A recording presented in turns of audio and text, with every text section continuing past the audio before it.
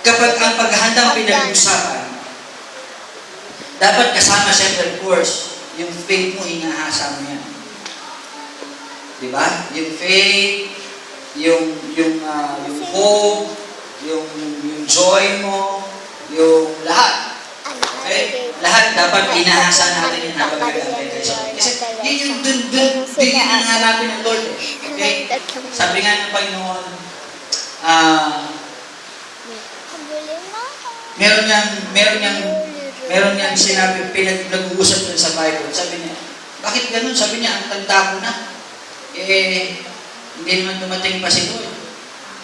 Tapos ilang salin-salin na, hindi pa rin dumating. Ngayon na, mismo, araw na to. Lagi na sinasabi ng mga preacher, parating na ang Panginoon, parating na si Lord, pero hindi pa rin dumadating.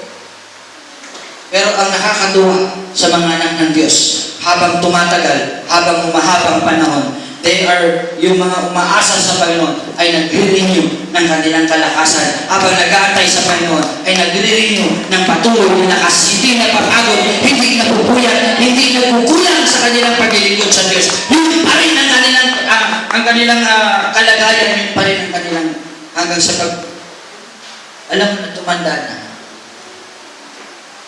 I have a lot of friends, Marami akong kaibigan, marami akong mga nanay na tinawag na ate dati, naging tita, naging lola, ngayon naging may edad na, nagkaroon ng mga apo.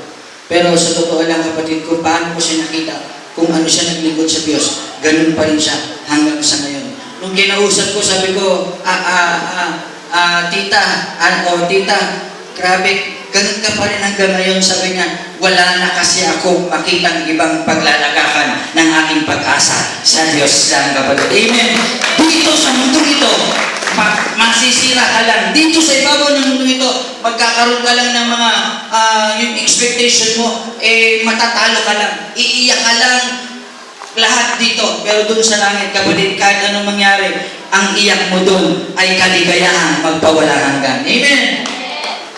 Sabi nga doon, pag nasa langit ka na, si Lord lang pupunas ng mga luha mo. Amen. At yung mga ngiti mo sa labi, hindi na natutuwa ka sa anumang bagay na meron ka. Natutuwa ka na dahil nakikita mo na ng mukhaan ang ating Panginoon. Yung dating malabo, nandyan na sa harapan mo. Yung dating inaasa mo lang, nandyan na sa harap mo. At yung katuwaan mo, sigurado ko, hindi magmamaliw. Amen. Subukan nyo, sige, tanong ko kayo. Meron ka ba bang ibang lugar na ibang pupuntahan, brother? Sabi nga ni Jesus Christ sa mga disciples, sabi niya, come, eat my flesh and drink my blood. Sabi naman ng mga disipulo niya, marami. Sabi niya, aba, itong taong ito, anak ni Maria at ni Jose. Pero kakainin namin yung laman niya at yung kanyang idugo, inumin. Gagawin pa kaming kanibal at saka vampira. Di ba? So, nag-alisan. Ang naiwan yung 12. Sabi niya doon sa 12, o kayo, ba't di pa kayo maalis? Sige, alis na. Sabi ni Pedro, sabi niya, Lord, saan kami pupunta? Saan pa kami pupunta? Sabi niya, ikaw lang ang nakikilala naming Misaya, ang tagapagligtas ng buong sanglibutan. Amen? Anong sabi ng Panginoon? Sabi niya, Pedro, mapalad ka. Kasi hindi yan nireveal sa'yo ng sanglibutan ito. Nireveal yan sa'yo ng Ama na nasa langit. Amen? Kaya ang sino man nag-aantay sa Diyos at ang pag-asa ay nilalagak sa Kanya, kapatid, hindi yan ang kalagayan mo o ang nararamdaman mo. Ang hindi yung nararamdaman mo yung pinaka-subject talaga. Hindi ikaw yon, kapatid. Ang naglagay sa'yo ng pakiramdam na yan ay yung Ama na nasa langit. Amen? Kasi yung bagay na yan, hindi yan mag-flow sa'yo kung hindi nilagay ng ating Panginoon. Alam mo, galing ng tao mainipin.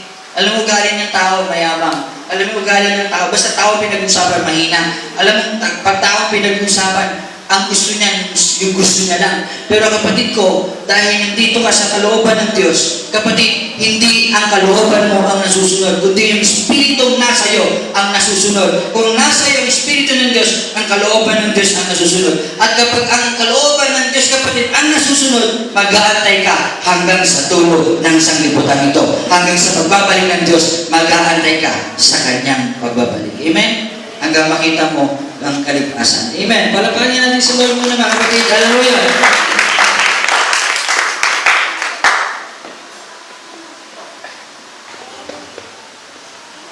Sana maramdaman natin ulit na nakita ko ulit yung pinatawag na. Kumbaga, yung talagang first love mo sa Lord. Di ba? Every Sunday, dapat di ka nagbabago. Wala ka dapat mood. Yung, pag sinabing mood, ha? Pabago-bago. Yung, wala ka dapat, hindi ka dapat typical na Christian. Hindi ka dapat yung, malamig. Medyo malamig ngayon. Kaya, medyo malamig lang muna yung worship natin. Kaya, medyo mainit. Sobrang init. Medyo ulan tayo, wala, mainit eh. Kaya, muulan. Pagpaliban na muna natin kasi uulan. Diba? Dapat, hanggang sa, habang naglilingkod ka sa Diyos, kapatid, o habang nandun ka, naghahantay, kasi ang status natin, we are waiting. Ang kalagayan kasi natin, inaantay natin yung tinatawag na greatest or the great salvations of God. Kasi we are already saved, actually. Kasi tinanggap natin si Lord, nabaptize tayo sa pangalan ng ating Panginoon, tapos nandito tayo ngayon naglilingkod sa Panginoon.